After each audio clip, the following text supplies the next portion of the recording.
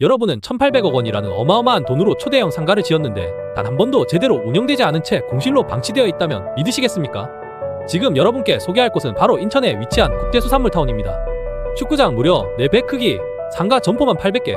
하지만 현실은 유령도시처럼 황량하기만 합니다. 도대체 무슨 일이 벌어진 걸까요? 축구장 4배 규모의 상가, 그런데 모두 텅텅 비었다? 인천의 한적한 공장지대에 우뚝 솟아있는 거대한 건물, 국제수산물타운 이 상가는 무려 5년 전 1,800억 원을 투입해 건설됐습니다.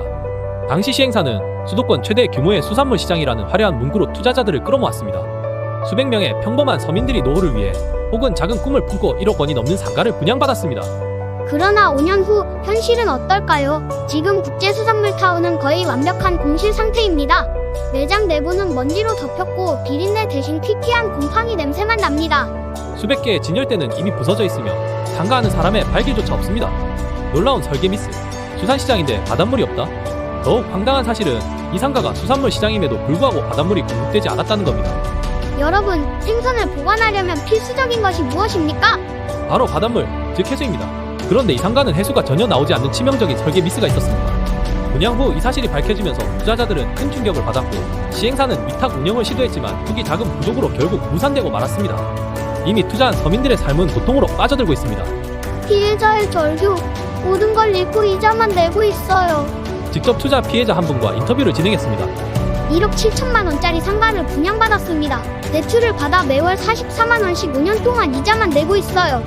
입점조차 못한 상태라 수익은커녕 손실만 눈덩이처럼 불어나고 있습니다. 그렇다고 대출을 갚지 않으면 신용불량자가 될 수밖에 없습니다. 이처럼 평범한 직장인과 서민들이 꿈을 품고 투자한 돈이 순식간에 사라져버렸습니다. 바로 옆에 기존 어시장과의 대조적 상황. 국제수산물타운에서 불과 몇백 미터 떨어진 곳에는 인천의 유명한 종합어시장이 있습니다. 놀랍게도 이곳은 연일 손님들로 북적이며 생동감이 넘칩니다. 기존 어시장은 잘 되고 있는데 왜 새로운 상가는 이 지경이 된 걸까요?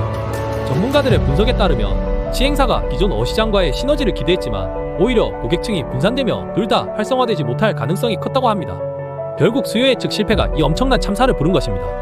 미분양도 문제지만 분양받은 점포까지 방치된 이유? 이 초대형 상가의 문제는 단지 미분양만이 아닙니다.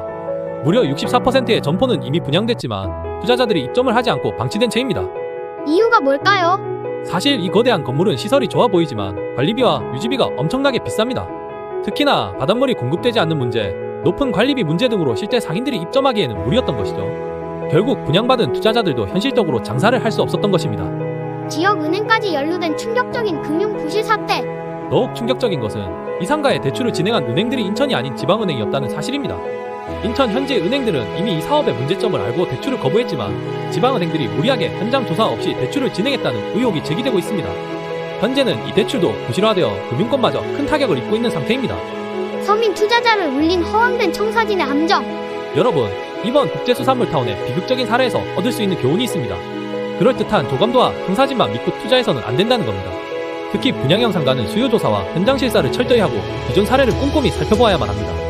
국제수산물타운은 결국 철저한 시장조사 실패와 잘못된 기획으로 인해 투자자들의 막대한 피해를 초래한 최악의 사례로 남게 되었습니다.